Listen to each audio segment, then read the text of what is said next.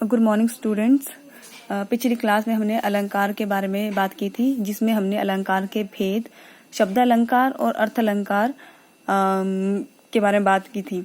जिसमें हमने शब्दालंकार के बारे में पढ़ा था कि शब्दालंकार के 3 भेद होते हैं, अनुप्रास, यमक और श्लेष। तो आज हम अलंकार के जो दूसरा भेद है अर्थालंकार, उसके बारे में बात करेंगे। तो सबसे पहले आता है कि अर्थ अलंकार किसे कहते हैं।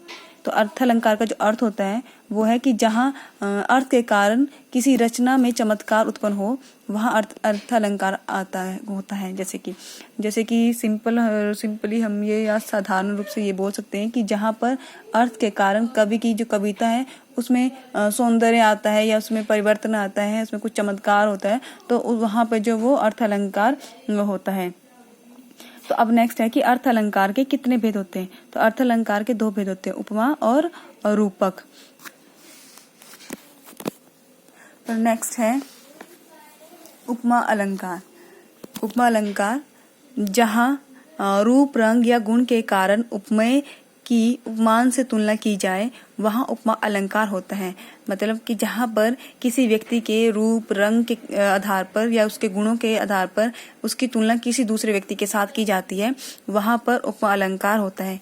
यहाँ एक उदाहरण है, हाय फूल सी कोमल बच्ची हुई राख की ढेरी। तो यहाँ पे जो वो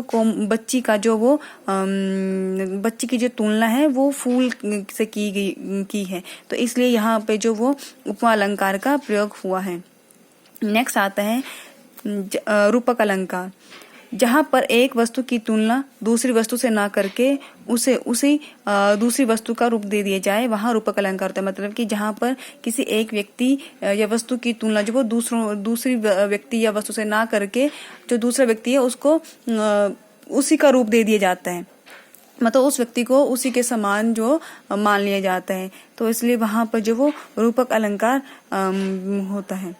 अब अलंकार के जो 2 और भेद भी हैं, उत्प्रेक्षा अलंकार और अतिशयोक्ति अलंकार।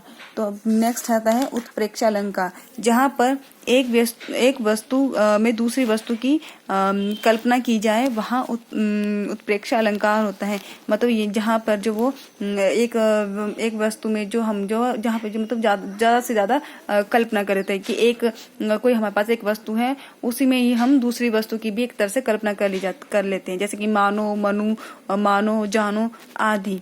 नेक्स्ट आता है अतिशयोक्ति अलंकार, जहाँ पर किसी वस्तु या किसी व्यक्ति के बारे में बहुत बढ़ा चढ़ा के वर्णन किया जाता है, वहाँ अतिशयोक्ति अलंकार होते हैं। मतलब किसी एक व्यक्ति के बारे में या किसी की चीज के बारे में या किसी के साथ हम जब बात करते हैं तो बहुत बढ़ा चढ़ा के बात करते हैं, तो वहाँ पे जो वो अतिशयोक्ति अलंकार का प्रयोग होता है। तो आप अब क्वेश्चन नोट कर लेंगे कि अर्थ अलंकार किसे कहते हैं और इसके कितने भेद होते हैं। Thank you.